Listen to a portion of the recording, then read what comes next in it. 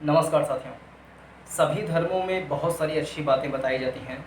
थोड़ी बहुत उसमें कमियां भी हो सकती हैं जो कि उस धर्म से निकलने वाली संस्कृति से जो पनपती है, उसमें कुछ कमियां या कुछ अच्छाइयां हो सकती हैं। उसी में से एक अच्छाई की बात करेंगे कि हमें पेशाब करने का सही तरीका क्या होना चाहिए। इससे हमें मुसलमानों से सीख सकते हैं, इस्लाम से हम सीख सकते हैं कि पेशाब करने का सही तरीका क्या हो सकता है।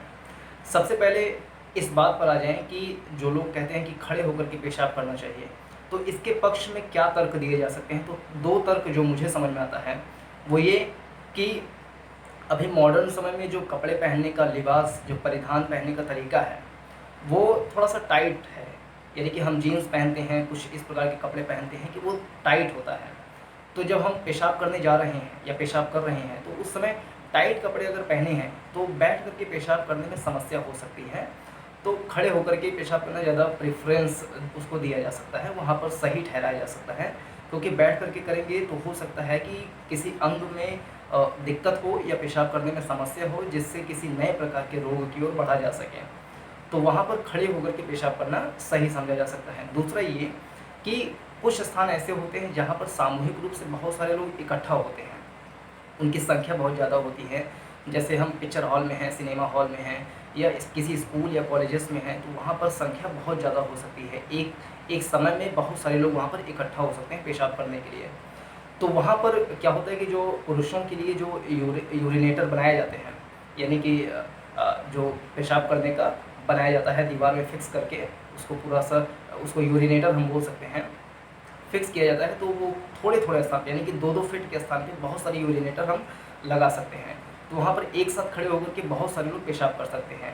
यानी कि जहाँ पर लोगों का जमावड़ा बहुत ज़्यादा हो और जल्दी जल्दी सभी को वहाँ पर आना है और जाना है, तो वहाँ पर हम बहुत सारे यूरिनेटर एक साथ लगा करके बहुत सारे लोगों को एक समय में ही सुविधा दे सकते हैं।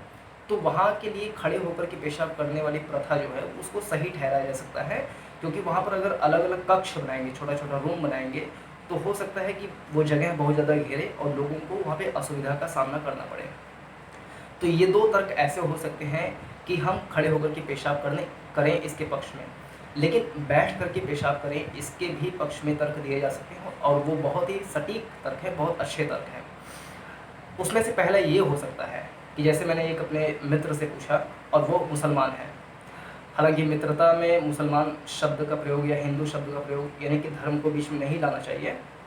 मित्रता का एक अपना ही धर्म है, जिसमें एक व्यक्ति दूसरे व्यक्ति के हर समय उसका सहयोग करने में आतुर रहता है, उसको मित्रता हम कह सकते हैं। यहाँ पर धर्म इसलिए ला रहे हैं क्योंकि उनको मुसलमान के बारे में या मुसलमान में जो प्रथा है, जो संस्कृति है, उसके बारे में उनको अच्छे से मालूम हो सकता है।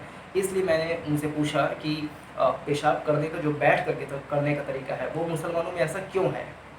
तो उसने पहला तर्क दिया कि स्वच्छता सबसे बड़ा कारण है, कि बैठ करके जब हम पेशाब करते हैं तो मूत्र जो है वो बहुत ज़्यादा इधर उधर फैलता नहीं है, जिससे कि जो जो गुसल खाना है या फिर जहाँ पे हम शौच घर है वो साफ़ सुथरा रहता है, बहुत ज़्यादा उसमें छींटे इधर उधर नहीं जाते हैं, और हमारे शरीर पर भी कोई भी छींटे नहीं पड़ते हैं, जिससे हम पूरी तरीके से पाक साफ रहते हैं।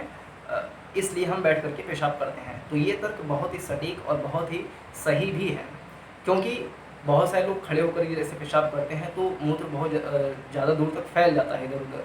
उस पर अच्छे से पानी ना डाला जाए तो उसमें से दुर्गंध आना शुरू हो जाता है, और उससे भी तरह तरह के संक्रमण या रोग की संभावनाएं बढ़ जाती हैं। तो वहाँ पर बैठ करके पेशाब करना बहुत ज़्यादा सही तरीका हो सकता है। जैसे मुसलमानों में कुछ चीज़ें होती हैं जिसको समझना थोड़ा ज़रूरी है। एक होता है इस्तंजा, यानी कि जब वो पेशाब कर लेते हैं मुसलमान, तो वो अपने जो मूत्र मार्ग है उसको पानी से धोते हैं। पानी से इसलिए धोते हैं ताकि किसी प्रकार का संक्रमण, किसी प्रकार का रोग उस मूत्र के कण के माध्यम से ना फैले। लेकिन इसमें एक चीज़ ये भी समझना ज़रूरी है, क्योंकि कभी कभी वो अपने स्तंजा करते समय जहाँ पर जल की उपलब्धता ना हो, पानी ना मिले उनको, तो वहाँ पर वो किसी कंकड़ पत्थर से भी अपने मूत्र मार्गों को साफ करते हैं। तो वहाँ पर उनको संक्रमण भी हो सकता है कि वहाँ पे जिस कण से उसको साफ कर रहे हैं तो उसमें कुछ ऐसी चीज़ लगी हो जिससे वो संक्रमित कर दे, तो इस चीज़ का ध्यान रखा जा सकता है। बाकी अगर पानी से उसको स्तंजा किया जा रहा है तो वो तरीका बिल्कुल सही है, और अपने स्वास्थ्य के प्रति सही तरीका भी ये हो सकता है कि हम स्तंजा करें, यानी कि अपने मूत्र मार्गों को मूत्र विसर्जन करने के बाद उसको धोएं। एक उसमें होता है गुसल। गुसल मतलब सामान्य भाषा में प्रयोग करें तो स्नान, बाथिंग करना जो होता है, तो उनके में गुसल करने का तरीका भी बहुत शानदार है। वो ये कि सबसे पहले अपना जो हाथ है, हाथ में ऐसे पानी लेकर के 3 बार ऐसे करते हैं, तो पानी हाथ से होते हुए पूरे यहाँ जो ये हड्डी है यहाँ तक लेकर के आते हैं, कोहनी तक। तो 3 बार दोनों हाथों से ये करते हैं। फिर अपने फेस को अच्छे से धोते हैं, फेस धोने में कान में उंगली डाल करके अच्छे से धोते हैं। फिर नाक में 3 बार मसा करते हैं, मसा शायद उसको बोलते हैं, 3 बार नाक की हड्डी तक पानी चला जाए तो अच्छे से नाक धोते हैं। और फिर बाल 3 बार धोते हैं, और जो पैर की हड्डी होती है दोनों, नीचे वाली एड़ी के ऊपर वाली जो 2 हड्डी होती हैं वहाँ तक पानी से अच्छे से पैर धोते हैं। उसके बाद वो अपने बदन पे पूरा पानी डालते हैं, और इस प्रकार से पानी डालते हैं कि पीठ और जो हिप है, यानी कोई भी शरीर का कोना, एक बाल के बराबर तक का भी कोना छूट ना जाए, सभी जगह पानी पर्याप्त रूप से पहुंच सके, इस प्रकार से वो नहाते हैं। तो ये गुसल करने का तरीका होता है। एक शब्द होता है वज़ू। वज़ू ये होता है कि जब वो नमाज अदा करते हैं तो नमाज अदा करने से पहले अपने शरीर को थोड़ा सा साफ सुथरा करते हैं। तो जो गुसल करने का तरीका है, तो उसमें जो शुरुआती चरण है, जो बताया कि हाथ धुलना, फिर मुंह धुलना, बाल धुलना, ये सारे जो तरीके हैं, तो गुसल यानी कि नहाने से पहले का जो तरीका है उसको हम वज़ू बोल सकते हैं। तो वही वज़ू करने के बाद वो नमाज अदा करते हैं। तो उनका ये मानना है कि अगर हम बैठ करके पेशाब करेंगे तो कण जो है हमारे शरीर के किसी अंग पे नहीं पड़ेंगे, क्योंकि उनका मानना है कि अगर जो भी उत्सर्जी पदार्थ होते हैं, जैसे मूत्र हो गया, वो उत्सर्जी पदार्थ है, तो वो अगर हमारे शरीर के किसी किसी शरीर पे किसी अंग पे पड़ गया या वस्त्र पे भी अगर पड़ गया है तो उसको नापाक समझा जाता है, यानी कि पाक साफ नहीं समझा जाता है, यानी कि वो नमाज अदा नहीं कर सकता है। नमाज अदा करने से पहले उसको बाकायदे वज़ू करना पड़ता है और पाक साफ होना चाहिए, ऐसी उसकी मतलब पूर्व शर्त होता है। उसके बाद ही नमाज अदा कर सकते हैं। तो बैठ करके भी इसलिए वो करते हैं ताकि वो नमाज अदा करने के लिए हमेशा रेडी रहें, क्योंकि उनको 24 घंटे में 5 बार नमाज अदा करनी होती है।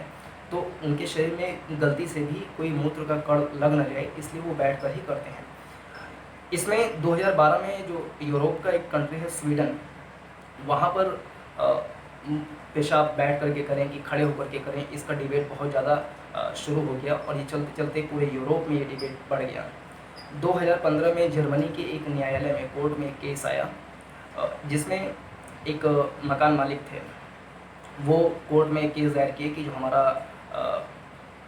हमारे कमरे में जो रहता है, मकान में जो रहता है, वो टॉयलेट इस प्रकार से किया कि जो फ्लोर का पूरा मार्बल है वो ख़राब हो गया है। तो $2200 का उसने, मकान मालिक ने कहा कि इतना हमें जुर्माना चाहिए, हर्जाना चाहिए। तो जर्मनी के कोर्ट ने फैसला सुनाया कि कोई भी पुरुष है वो खड़े होकर के पेशाब करना वो एक कॉमन कल्चर है, तो इसके लिए हम उससे जुर्माना वसूल नहीं कर सकते। तो ये तो जर्मनी के न्यायालय का फैसला था, लेकिन इसमें ये चीज़ ध्यान में रखना चाहिए कि किसी भी जैसे मकान में हो गया, घर में हो गया, तो वहाँ पर पेशाब करने का तरीका इस तरीके से होना चाहिए कि कहीं फ्लोर पे या दीवार पे बहुत ज़्यादा मूत्र इधर उधर फैले ना, ध्यानपूर्वक से करना चाहिए, और पानी अच्छे से डाल देना चाहिए ताकि क्लीनलीनेस रहे, और गांधी जी का जो स्वच्छता वाला सिद्धांत है उसका भी हम ठीक से उसको चरितार्थ कर पाएँ। एक तो ये बात हो गई। तो मुसलमानों में ये बात अच्छी है कि वो स्वच्छता का तर्क देते हैं, और दूसरा तर्क ये दिया जा सकता है कि कुछ ऐसे रोग होते हैं, जैसे प्रोस्टेट कैंसर होता है। प्रोस्टेट जैसे एक +1 करके एक पत्रिका निकालते हैं, पब्लिकेशन है, उनका अध्ययन एक आया था। उन्होंने कहा कि अगर प्रोस्टेट नाम की कोई अगर रोग है, जो कि जो यूरेथ्रा है, यानी मूत्र मार्ग है या मूत्रवाहिनी है, इस स्थान पे अगर कोई रोग होता है जिसको प्रोस्टेट बोलते हैं, वो रोग है, तो उस व्यक्ति को बैठ करके पेशाब करना चाहिए, ये सलाह दी जाती है, जो कि +1 नाम की पत्रिका है, ये सलाह दे रहे हैं।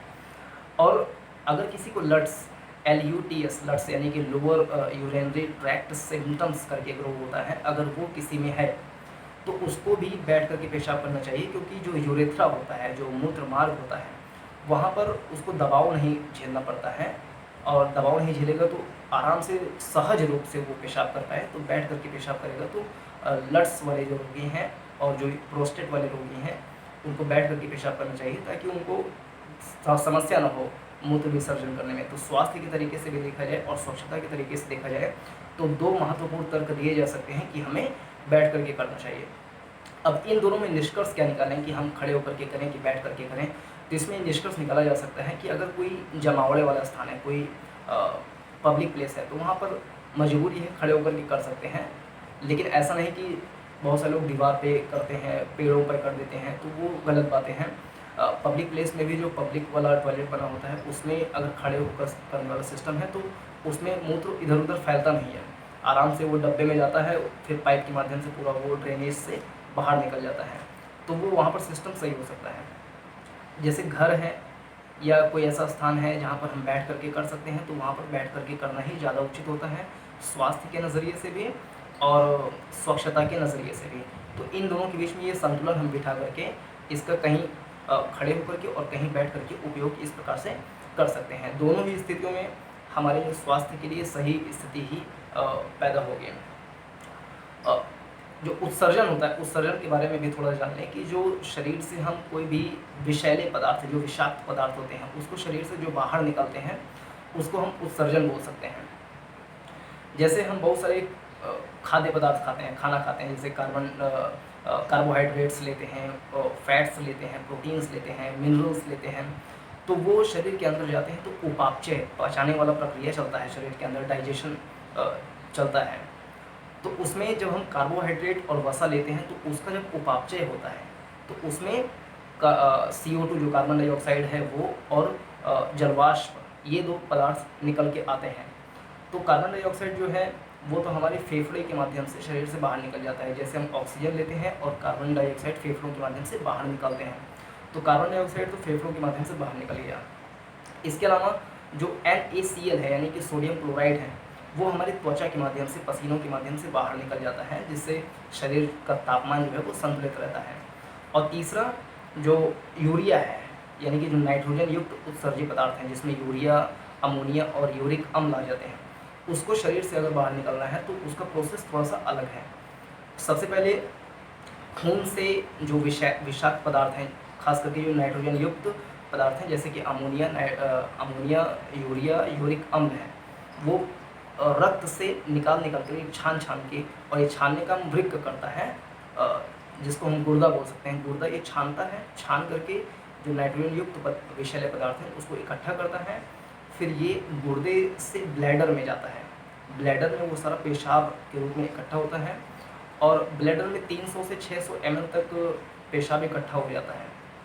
और जब ब्लैडर की जितनी मात्रा है उसको इकट्ठा करने की जितनी उसकी क्षमता है, उसका 2/3 तक अगर भरा रहे तब ठीक है, लेकिन जब 2/3 से ज़्यादा ब्लैडर भर जाता है पेशाब से तो हमें पेशाब करने की ज़रूरत महसूस होने लगती है। तो ये तो उसका तरीका है कि सबसे पहले गुर्दा में पेशाब का बनने वाली प्रक्रिया आरंभ हुई, फिर ब्लैडर में जाकर के पेशाब इकट्ठा हो गया, फिर मूत्रवाहिनी के माध्यम से वो जो यूरेथ्रिया वाला स्थान है यानी कि मूत्राशय है वहाँ पर इकट्ठा हो जाता है, फिर मूत्र मार्ग यानी कि यूरेथ्रिया के द्वारा वो शरीर से बाहर निकल जाता है। तो जो नाइट्रोजन युक्त विषैले पदार्थ हैं उसके निकलने की प्रक्रिया इस प्रकार से होती है। अगर हम इसके मूत्र के फ़ायदे के बारे में देखें तो ये हमारे जो पारिस्थितिक तंत्र है उसके लिए एक बहुत ही सही एक प्रकार से खाद के रूप में इसका प्रयोग किया जा सकता है। ये हमारे पेड़ों को और मिट्टी में उर्वरा शक्ति को बढ़ाने के लिए बहुत अच्छा हो सकता है। कुल मिला के पारिस्थितिक तंत्र को संतुलित बनाने के लिए हम इसका प्रयोग कर सकते हैं, क्योंकि भारत में जनसंख्या भी बहुत ज़्यादा है और मूत्र निकलने की जो मात्रा है वो भी बहुत ज़्यादा हो सकती है।